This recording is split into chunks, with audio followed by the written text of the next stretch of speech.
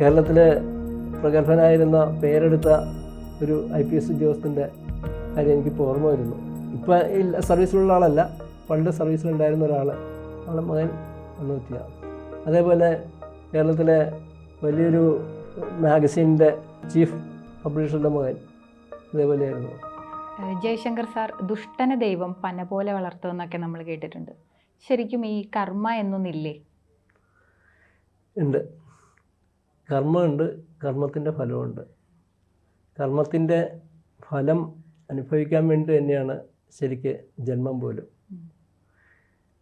ചിലർക്കുള്ള കർമ്മഫലം അപ്പം തന്നെ കിട്ടും, ചിലർക്കത് പിന്നീടത്തേക്ക് മാറ്റി മതിയായിരിക്കും. എന്തുകൊണ്ടാണ് അങ്ങനെ? ഇപ്പം ഞാനൊരു 10,000 രൂപ ഒരാളുടെ കയ്യിൽ നിന്ന് മേടിച്ചിട്ടുണ്ട്, വേറൊരാളുടെ കയ്യിൽ നിന്ന് 100 രൂപ മേടിച്ചിട്ടുണ്ട്. എനിക്കൊരു 200 രൂപ കയ്യിൽ കിട്ടിയിട്ടുണ്ടെങ്കിൽ ഞാൻ ആദ്യം വീട്ടാൻ നോക്കുക ഈ 100 രൂപ മേടിച്ച ആളുടെയാണ്. ആ 10,000 രൂപ കടം മേടിച്ച ആൾക്ക് ഇത് കൊടുത്താലും തീരില്ല, അപ്പം അത് പിന്നത്തേക്ക് മാറ്റി വയ്ക്കും. ഒരുപക്ഷെ ആദ്യം മേടിച്ചത് ഈ 10,000 രൂപയാണെങ്കിൽ പോലും ഞാൻ അത് കൊടുക്കാനല്ല നിൽക്കുക, ഈ ഒരാളുടെ കടമെങ്കിലും ഒന്ന് വീട്ടിട്ടെ എന്നായിരിക്കും ചിന്തിക്കുന്നത്. അതേപോലെ ചെറിയ ചെറിയ കർമ്മങ്ങളുടെയൊക്കെ ഫലങ്ങൾ അപ്പം തന്നെ കിട്ടും. വലിയ കർമ്മങ്ങൾ, വലിയ പാപങ്ങളായാലും വലിയ പുണ്യങ്ങളായാലും അതിൻ്റെ ഫലം കിട്ടാൻ കാലതാമസം വരും. പക്ഷെ പലരും പറഞ്ഞു കേട്ടേക്കുന്നതല്ല, നമുക്ക് അനുഭവത്തിലും അങ്ങനെയാണ് കാണുന്നത്. കാര്യം കുറ്റങ്ങൾ കാര്യങ്ങളൊക്കെ ചെയ്യുന്നവർക്ക് അവർക്ക് ഒരു പ്രശ്നവും ഇല്ലാതെ വളരെ നന്നായിട്ട് ജീവിതത്തിൽ മുന്നേറുന്നതൊക്കെ ആയിട്ട് നമുക്ക് കാണാൻ സാധിക്കുന്നു. അവരുടെ മുന്നേറ്റം മായയാണ്, താൽക്കാലികമാണ്. അതിനുള്ള ശിക്ഷ, അവർ ചെയ്ത കർമ്മങ്ങളുടെ ശിക്ഷ പുറകെ വരുന്നുണ്ടാവും. ഒരുപക്ഷെ നമ്മൾ അത് കാണാനുണ്ടായിന്ന് വരില്ല. ശരിക്കും കർമ്മ എന്നൊന്നുണ്ട്.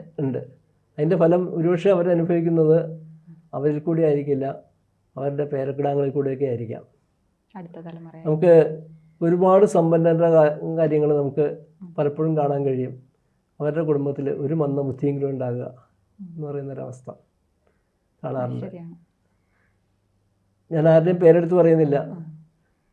കേരളത്തിലെ പ്രഗത്ഭനായിരുന്ന പേരെടുത്ത ഒരു IPS ഉദ്യോഗസ്ഥൻ്റെ കാര്യം എനിക്കിപ്പോൾ ഓർമ്മ വരുന്നു. ഇപ്പം സർവീസിലുള്ള ആളല്ല, പണ്ട് സർവീസിലുണ്ടായിരുന്ന ആളുടെ മകൻ ആത്മഹത്യ. അതേപോലെ കേരളത്തിലെ വലിയൊരു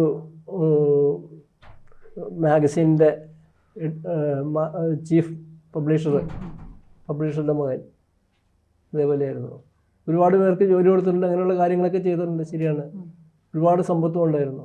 പക്ഷേ ദുഃഖിക്കാനുള്ളൊരു കാരണം അവർക്കും ഉണ്ട്. അങ്ങനെ പലരുടെയും കാര്യത്തിൽ കണ്ടിട്ടുണ്ട്, പേരക്കുട്ടികൾ മന്ദബുദ്ധികളാകുക, അങ്ങനെയൊക്കെയുള്ള അവസ്ഥകളും ഒക്കെ ആയിട്ട്. അല്ലെങ്കിൽ പേരക്കുട്ടികൾ മദ്യത്തിനും മയക്കുമരുന്നിനൊക്കെ അടിമകളായി പോവുക, അങ്ങനെയൊക്കെ ആയാലും ശരി, അതോർത്ത് ദുഃഖിക്കാനുള്ള കാരണം ഉണ്ടാകുക, അതൊക്കെ ഒരുപാട് സംഭവിക്കാറുണ്ട്. ഇപ്പോൾ ദുഷ്ടരെ പന പോലെ വളർത്തും എന്ന് പറയുമ്പോൾ പോലും അവർക്കുള്ള ശിക്ഷ പുറകെ വരുന്നുണ്ട് എന്ന് മനസ്സിലാക്കണം. പക്ഷെ ആ ഒരു രീതി ശരിയല്ല അല്ലേ? നമ്മൾ ചെയ്യുന്നതിൻ്റെ പാപം നമ്മുടെ തലമുറ അനുഭവിക്കേണ്ടി വരിക എന്നുള്ളത്, അത് ശരിക്കും താൻ ചെയ്തത് താൻ തന്നെ അനുഭവിക്കണം. നമ്മളുടെ ശാസ്ത്രം പറയുന്നത് തലമുറ ആയിട്ട് വരുന്നത് നമ്മൾ തന്നെയാണ്. ഇപ്പം എൻ്റെ മകനായിട്ട് വരുന്നത് എൻ്റെ അംശം തന്നെയാണ്, എൻ്റെ പേരക്കുട്ടിയായിട്ട് വരുന്നതും എൻ്റെ അംശം തന്നെയാണ്. ഒരു മൂന്നാമത്തെ തലമുറയാകുമ്പോഴേക്കും ശരിക്കും ഞാൻ തന്നെയാകും എന്ന് പറയുന്ന പോലെ ഒരവസ്ഥ വരും. പക്ഷേ നമ്മുടെ ജന്മം പുനരാവർത്തിച്ചുകൊണ്ടിരിക്കുകയാണ്. മൂന്നാമത്തെ തലമുറയിലാണ് നമ്മളിത് അനുഭവിക്കണേ എന്നുള്ള ഒരവസ്ഥയായിരിക്കും ചിലപ്പോൾ വരിക. ശരിക്കും ജ്യോതിഷപരമായി ഇതിനെന്തെങ്കിലും ഒരു പരിഹാര മാർഗങ്ങളുണ്ടോ? ഇവർ ദുഷ്ടതകൾ കാണിച്ച് സമ്പാദിച്ച ആ പണം കുറേയെങ്കിലും ഇവർ ചിലവാക്കണം, എന്നാലേ അവർക്ക് അതിൽ നിന്നുള്ള ദോഷത്തിന് പരിഹാരമാവുള്ളൂ. പണ്ട് ശരഭമൂർത്തി എന്നൊരു മൂർത്തിയെക്കുറിച്ച് കേട്ടിട്ടുണ്ടോ? നരസിംഹം ആയിട്ട് ഭഗവാൻ അവതരിച്ച സമയത്ത് ഹിരണ്യകശിപുവിൻ്റെ രക്തം കുറച്ച് ഉള്ളിച്ചെന്നു. അപ്പോൾ ദുഷ്ടനായിരിക്കുന്ന ഹിരണ്യകശിപുവിൻ്റെ രക്തം ഉള്ളിച്ചെന്നതുകൊണ്ട് ആ ദുഷിപ്പ് അവിടെ കിടക്കുകയാണ്. അതുകൊണ്ട് ആണ് നരസിംഹത്തിന് കലി അടങ്ങിയില്ല. കലി അടങ്ങാതെ നിൽക്കുന്നൊരവസ്ഥയിൽ അത് മാറ്റാൻ എന്താ ചെയ്യുക എന്നുള്ള നിലയിൽ ദേവന്മാർ ചിന്തിച്ചു, അങ്ങനെ ഭൂമിദേവിയോടൊക്കെ പറഞ്ഞു. ഭൂമിദേവിക്ക് അടുക്ക ചെല്ലാൻ പേടിയായിരുന്നു. ലക്ഷ്മി ദേവി ഭയപ്പെട്ടു അടുക്ക ചെല്ലാനായിട്ട്.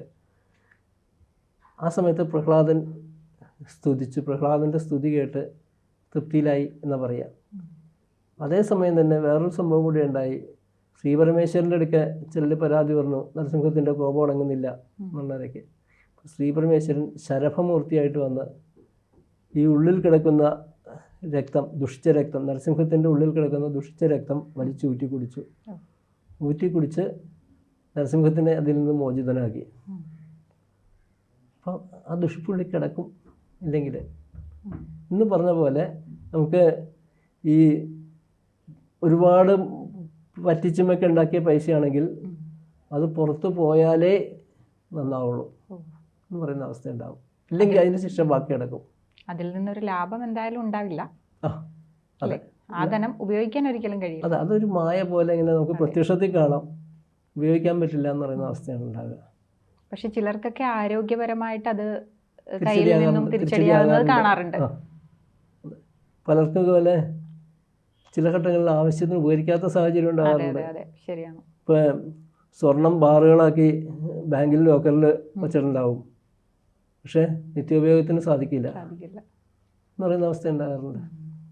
അങ്ങനെ ഉണ്ടായിട്ട് കാര്യമില്ലല്ലോ അല്ലേ? അതെ, അത് കാഴ്ചവസ്തുവായിട്ട് മാത്രമേ ഇരിക്കുമ്പോൾ അതിന് മൂല്യമില്ല. അതെ, കാണാൻ പോലും പറ്റില്ല പലപ്പോഴും. ലോക്കറിൽ ഇരിക്കുന്ന സാധനം ആയതുകൊണ്ട് കാണാൻ പോലും പറ്റില്ല പലപ്പോഴും. അത് പോലും വളരെ സമയം നോക്കിയൊക്കെ കാണാൻ പറ്റുള്ളൂ. അത് ഉപയോഗത്തിനോട്ട് കിട്ടുകയില്ല. ഇങ്ങനെയായിരിക്കും പലർക്കും അവസ്ഥ. അല്ലെങ്കിൽ ഇപ്പോൾ ഒരു കല്യാണത്തിനോ മറ്റോ പങ്കെടുക്കാൻ വേണ്ടി അവിടെ ഇരിക്കുന്ന സ്വർണ്ണമാല എടുത്ത് പോകാം എന്ന് വിചാരിച്ചാൽ അന്ന് ചിലപ്പോൾ ബാങ്ക് അവധിയായിരിക്കും. അങ്ങനെ പോയി എടുക്കാൻ പറ്റാത്ത സാഹചര്യം വരാം. അല്ലെങ്കിൽ ആ സമയത്ത് എന്തെങ്കിലും അസുഖങ്ങൾ വരാം. അങ്ങനെയൊക്കെ ആയിട്ട് പോകാൻ പറ്റാത്ത അവസ്ഥ വരാം. പലപ്പോഴും പല കാരണങ്ങൾ കൊണ്ടും ഉപയോഗിക്കാത്ത അവസ്ഥ വരാറുണ്ട്. ചിലർ ലക്ഷങ്ങൾ സമ്പാദിച്ചവർ ചില കോപ്പറേറ്റീവ് ബാങ്കുകളിലൊക്കെ നിക്ഷേപിച്ചുള്ള അവസ്ഥ ചിലയിടത്ത് നമ്മൾ പേപ്പറിൽ വായിച്ചിട്ടുണ്ടാകും. എല്ലാ കോപ്പറേറ്റീവ് ബാങ്കും അങ്ങനെയാണെന്നല്ല കേട്ടോ. ചില കോപ്പറേറ്റീവ് ബാങ്കുകളിൽ ഇട്ടിട്ട് അവസ്ഥ അവർക്ക് ഉപയോഗിക്കാൻ പറ്റിയിട്ടില്ല എന്ന് പറയുന്ന അവസ്ഥ.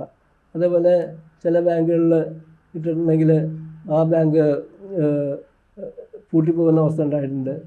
സർക്കാർ ലയിപ്പിച്ചു, മറ്റൊരു ബാങ്കിൽ ലയിപ്പിച്ചു എന്നൊക്കെ പറയുന്ന അവസ്ഥ ഉണ്ടാകാറുണ്ട്. അങ്ങനെ വരുന്ന ഘട്ടങ്ങളിൽ ചിലപ്പോൾ താൽക്കാലികമായിട്ട് അവർക്ക് ഉപയോഗിക്കാൻ പറ്റാത്ത സാഹചര്യം വരും. ഇങ്ങനെയൊക്കെ ഉണ്ടാകാറുണ്ട്. പിന്നെ ചിലപ്പോൾ ചില ആളുകൾക്ക് ഒരുപാട് സമ്പത്തുണ്ടാകും, പക്ഷേ ഏതെങ്കിലും വനഭൂമിയിലോ മറ്റോ ചെന്ന് പോയിട്ട് അവിടെ വച്ച് ആഹാരം കഴിക്കാൻ വകയില്ലാത്ത അവസ്ഥ ആകുന്ന സാഹചര്യം ഉണ്ടാകാറുണ്ട്. ചിലർക്ക് തിരക്കുകൊണ്ട് ആഹാരം കഴിക്കാൻ പറ്റാത്ത അവസ്ഥ ഉണ്ടാകാറുണ്ട്. അങ്ങനെ എന്തൊക്കെയുണ്ടെന്ന് പറഞ്ഞാലും ചില സമയത്ത് അനുഭവിക്കാൻ യോഗമില്ല എന്ന് പറയുന്ന അവസ്ഥ ഉണ്ടാകും. ഈശ്വരൻ നമ്മളെ എല്ലാ രീതിയിലും പരീക്ഷിക്കും. ഇപ്പോൾ ജയശങ്കർ സാർ കർമ്മ എന്നൊന്നുണ്ട് അല്ലേ? എന്നായാലും നമുക്ക് അതിനുള്ള തിരിച്ചടികൾ ഈശ്വരൻ കർമ്മമുണ്ട്, കർമ്മഫലവും ഉണ്ട്. നമസ്കാരം സാർ.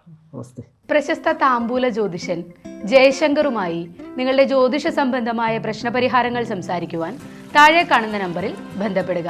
ശ്രീ ജയശങ്കറുമായി ABC മലയാളം ജ്യോതിഷം നിങ്ങളെ നേരിട്ട് ബന്ധപ്പെടുത്തുന്നതായിരിക്കും. സമ്പൂർണ്ണ ജാതകം സാധാരണ ജാതകമല്ല, 75 പേജുകൾ അടങ്ങുന്ന സമ്പൂർണ്ണ ജാതകം 250 രൂപയ്ക്ക് നിങ്ങളുടെ കൈകളിലേക്ക്. അതിനുവേണ്ടി നിങ്ങൾ ചെയ്യേണ്ടത് ഇത്രമാത്രം: ഈ നമ്പറിൽ ബന്ധപ്പെടുക. ജ്യോതിഷവുമായി ബന്ധപ്പെട്ട എല്ലാ വിശേഷങ്ങളും നിങ്ങളിലേക്കെത്താൻ ABC ജ്യോതിഷം സബ്സ്ക്രൈബ് ചെയ്യുക.